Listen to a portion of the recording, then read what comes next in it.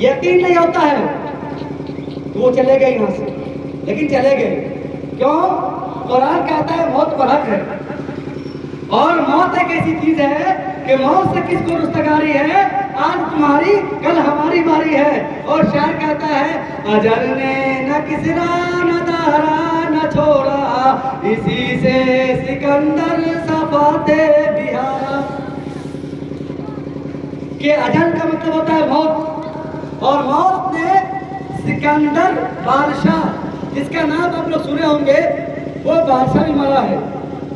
वो बादशाह आज वाला बादशाह नहीं था कि एक उनकी हुकूमत दो लाइन पे थी या उनकी हुकूमत एक मुल्क पे थी, बल्कि सिकंदर वो बादशाह है जिसकी हुकूमत अल्लाह तबारक व तआला ने पूरी दुनिया पर की थी। वो भी चले गए। और उसके साथ साथ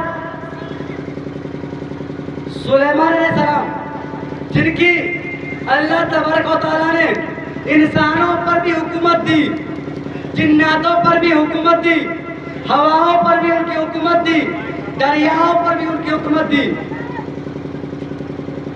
और उनकी हुकूमत न तो कोई कर सकता है इंसान, उनकी तरह कोई भी इंसान न तो हुकूमत कर सकता है और न ही आने वाले दिनों में किसी को वैसी हुकूमत मिलेगी। लेकिन जब वक्त आया तो उसे भी मोहलत ना मिली और उसे भी इस दुनिया को अलविदा कहना पड़ा। और आज हम आपके सामने में हैं, कल हम भी नहीं रहेंगे। और साथ साथ जितने भी लोग हैं, एक दिन ऐसा आएगा जिस दिन लोग बयान करेंगे कि फलां साहब हमारे सामने तकरीर कर रहे थे, इंतकाल हो गया। फलां साहब हमसे मिलते थे और उनका इंतकाल हो गया। इन्ना लिल्लाहि व इन्ना इलैहि राजिऊन।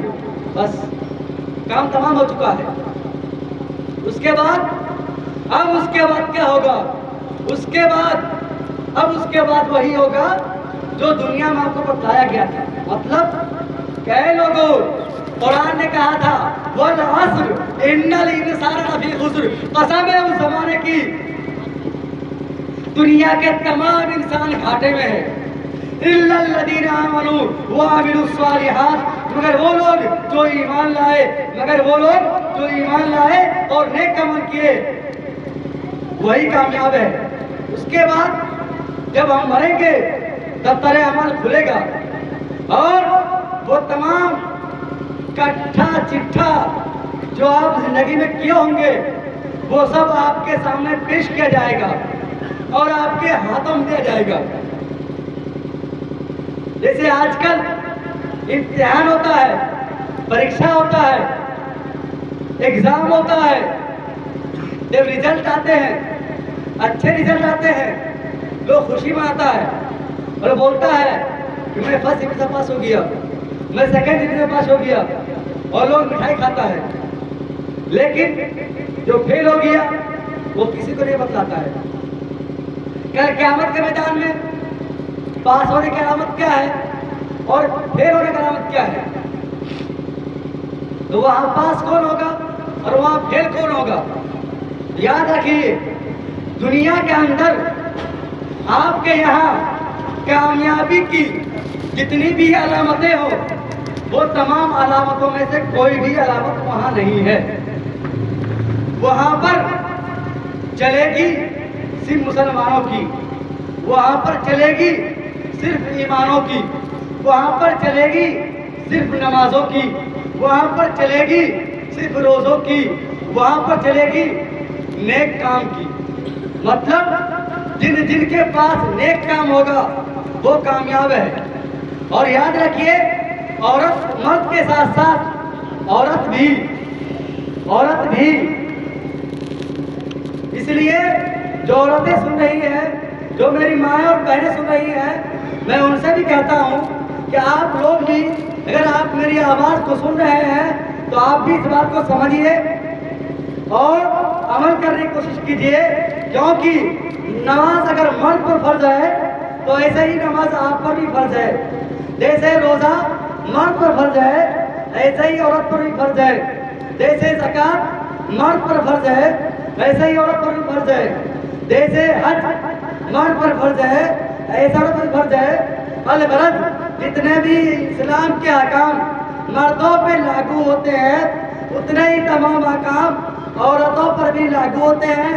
और जिस तरीके से मर्द अगर गुनाहगार है तो वो जहन्नम में जाएगा, ऐसे ही औरत भी अगर नाफरमान है, औरत भी अगर बेनमाजी है, औरत भी अगर बेहया है, अगर औरत अगर बेपर्दा है और औरत भी अगर रोजा नहीं रखती है तो वो भी जहन्नम में जाएगी।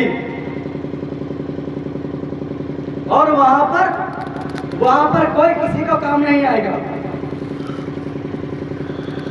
वहां पर न तो बाप काम आएगा और न ही माँ काम आएगी। कुरान कहता है यौम यफिरुल मरउ मिन अखीहि व उम्मिहि व अबीहि व साहिबतिहि व अखीहि, कि वो दिन ऐसा दिन होगा जिस दिन के अंदर बाप बेटे से भागेगा, माँ बेटी से भागेगी और बीवी शौहर से भागेगी, शौहर बीवी से भागेगा। और वहां पर कोई किसी का पुराने हाल नहीं होगा। तमाम इंसान कह रहे होंगे नफ्सी नफ्सी। यौम यक़ूलु आदम सफ़ीहुल्लाह यौमल क़ियामति या रब्बी नफ्सी या रब्बी नफ्सी, यौम इब्राहीम खलीलुल्लाह यौमल क़ियामति या रब्बी नफ्सी या रब्बी नफ्सी, यौम ईसा रूहुल्लाह यौमल क़ियामति या रब्बी नफ्सी या रब्बी नफ्सी, यक़ूलु मुहम्मदुन नबियुना सल्लल्लाहु अलैहि वसल्लम यौमल क़ियामति या रब्बी उम्मती या रब्बी उम्मती। वहाँ पर जो है तमाम मुसलमान, तमाम नबी उनको अपनी अपनी पड़ी होगी। अगर कोई नबी उस दिन उम्मती की फिक्र करेगा तो वो हम सबके नबी हैं, हमारे नबी हैं, जिनका नाम मोहम्मद सल्लल्लाहु अलैहि वसल्लम है। और लेकिन हमारे नबी जिसके बारे में हम तमाम लोग कहते हैं कि हम मोहम्मदी हैं, हम तमाम लोग का दावा है कि हम नबी को मानते हैं। लेकिन मानने का क्या मतलब होता है? मानने का सही मतलब यही है कि नबी ने जो कहा है वो चलिए। क्योंकि सहाबा की जिंदगी को देखेंगे, सहाबा फरमाते हैं कि हम लोग नबी को देखते थे और करते थे, और हमारा मुसलमान ये करता है और हम लोग ये करते हैं कि हम लोग सुनते तो हैं पर करते नहीं हैं। और आज जो खराबी है और जो तबाही है, जो बर्बादी है, उसके जिम्मेदार भी हम खुद ही हैं।